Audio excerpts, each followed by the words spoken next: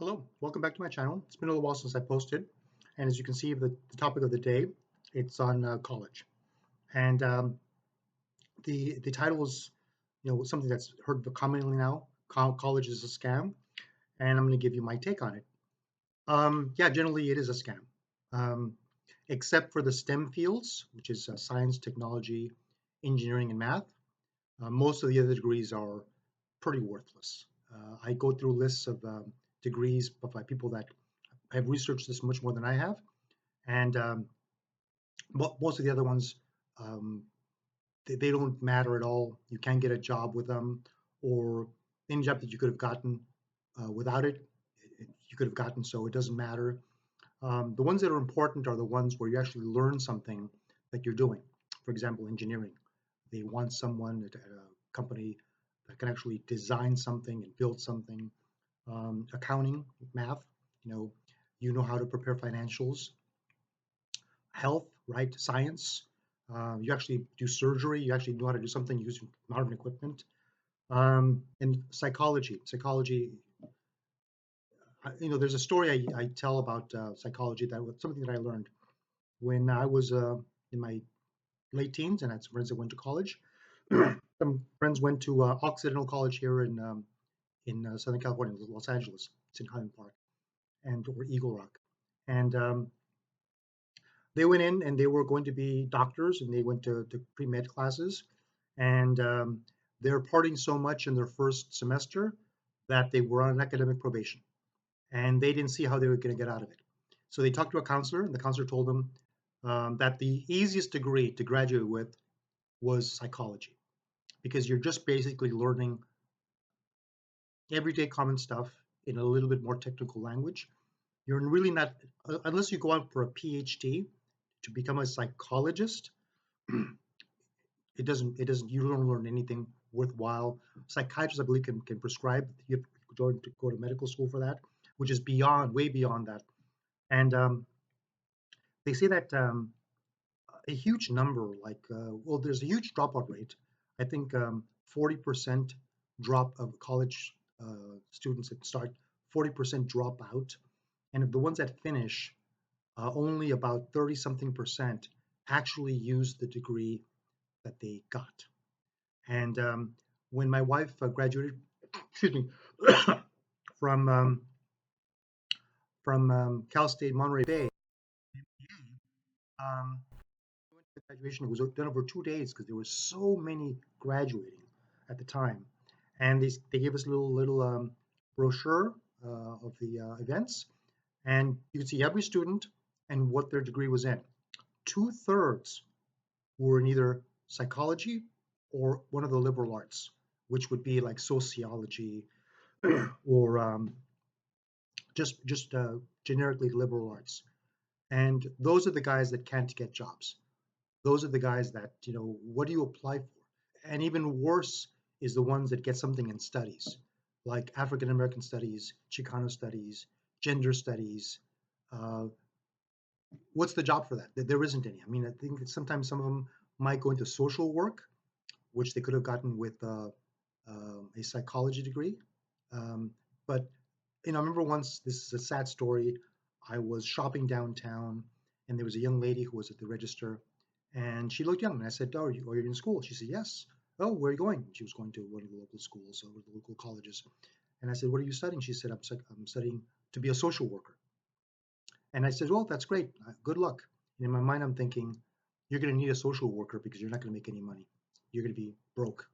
Um, some of these government jobs that they require, you will not get anywhere with them unless you have a college degree. Um, they pay okay. The big benefit is that when you retire, you get a pension, so you'll continue getting paid forever. But those have become problems because now, um, in California, CalPERS, that handles the pensions, they're out of money, and they might declare bankruptcy, or the municipalities might declare bankruptcy, and you could be retiring with a pension of, say, I don't know, $3,000, $4,000 a month. That's all of a sudden cut in half, and you're 65 or older, and you get a pension cut. That really sucks. And they tell you, I mean, this is propaganda that's told to you in schools. At one point, college was a great deal. It was what separated the professionals, the um, what would you call them? The educated, people that would study the great works of literature and the great philosophers, and then they would learn something, like I said, accounting or medicine or economics or something that was tangible that you could get, that you could come out of college and somebody saying, yeah, we need somebody like that. We need somebody that can figure out formulas and somebody that can, a nurse that can, take blood pressure and administer medication and that kind of thing. But that was maybe right after World War II, when they came back with the GI Bill, and a lot of people that never went to college now are going to college. And the executive level would usually require that you go to college. And that's when you would get an MBA or some sort of a master's in something that you were well above everyone else, and they paid you commensurate with that.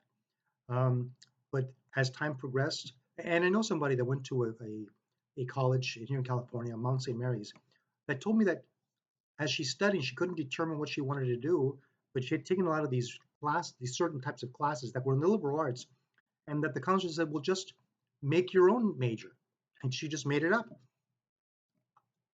I don't understand what the purpose of that would be because, for a lot of people, college is the ticket to the middle class, or that's what they think. We're pushing everyone to go to college, and most of them drop out, and then some of most of the ones that graduate don't make any money at it. But they're saddled with debt, incredible debt. Recently we had an issue here where they were shutting down the Department of Education, and there was a big, tantrum thrown because, oh my God, shutting down the Department of Education. What does the Department of Education do? I think like 90 something percent of it is funding those loans that are administering the funding of the loans that these poor young people are in this horrific debt over. That's what they mostly do. And I think that now the average college debt is like $40,000, but you're not surprised to hear people with over 100 grand in in student loan debt. People are now in other countries, in Korea and Japan. One of the issues why they're not marrying is because they're saddled with so much debt, they want to pay some of it down. I know someone who's in their 40s, mid 40s, who recently paid off their student loans. Okay, if you had waited until then to get married or to settle into a family, um, now by that time she actually had got married previously, and her husband made good money, and they were able to have children. And then she took some time off, when she had the children, and then she was continuing doing it back and forth. And she was a podiatrist, but then they tell you that the average college graduate makes $1 million more over the course of their lifetime. That's the ones that graduate and the ones that graduate in the STEM fields. When you take the average, it comes out to $1 million because if you take one of the STEM fields, you'll do better. But the other ones, they're all lumped in together. But if I calculated this, that if you were to take, say that college costs $40,000 for $10,000 per year, and you went in when you were 18 years old, and you put in 10,000 to a investment into um, index funds, 10,000 at 18, 10,000 at 19, 10,000 at 20, 10,000 at 21. By the time you're 55, you'll have like $1.7 million, well past the $1 million that you would make over a lifetime. And a lot of these poor kids that are in high school and they're pressured to go to college, and especially the ones that are in from lower incomes, and they're told, you got to go, you got to go because this will open doors for you, and you'll be, if you take the STEM fields, yes, doors will be open for you. But a lot of them are pushed into the liberal arts, and sometimes they're encouraged to learn, really just stupid stuff in the liberal arts. There's been a thing recently about what is a woman. 10 years ago we never discussed that. Well, that would be a stupid thing to say, and now they're actually having conversations because now we don't know what that is. We've redefined it, right?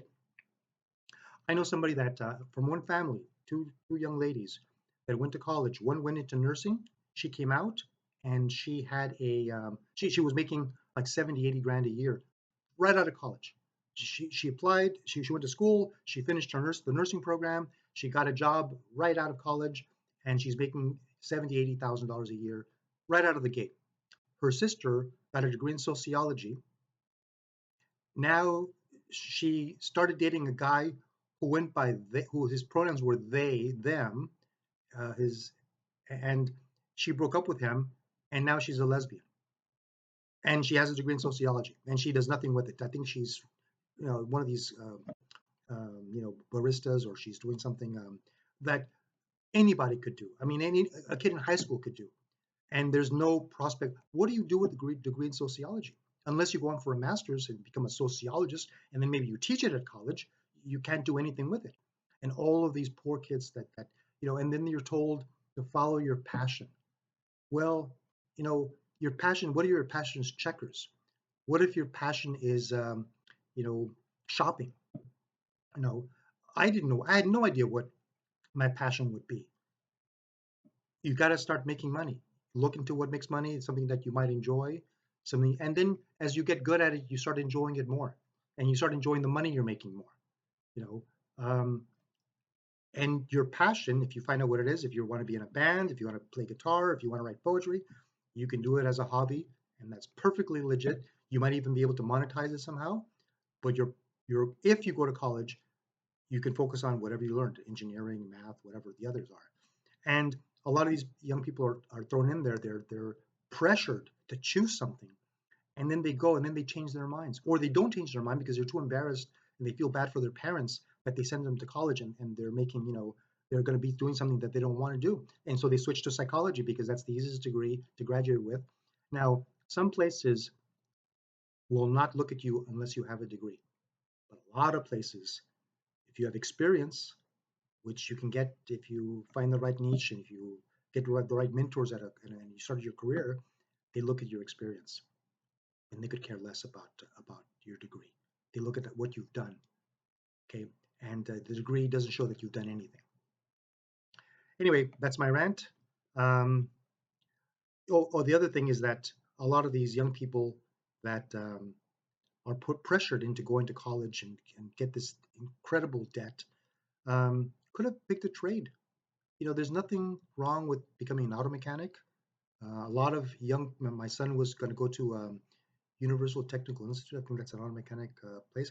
All these young guys there with their project cars, they loved it, and they learned, technical stuff. I know one of them that went right out of there, went to work for BMW because they have a placement program. Um, you can learn HVAC, you can learn plumbing, contracting. They make great money. I work for a company now, and some of our drivers, the truck drivers, they get enough work and they play it smart, and they can make 140, 160, 180,000 a year driving a truck.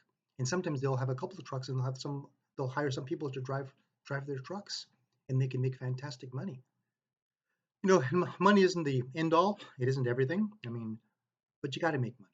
You know, you can't be satisfied just eating ramen noodles at your job that pays nothing. And where does that end, right? You have to have some ambition and to move forward and to make some money. And once you've made money, meeting money buys you freedom to do other things.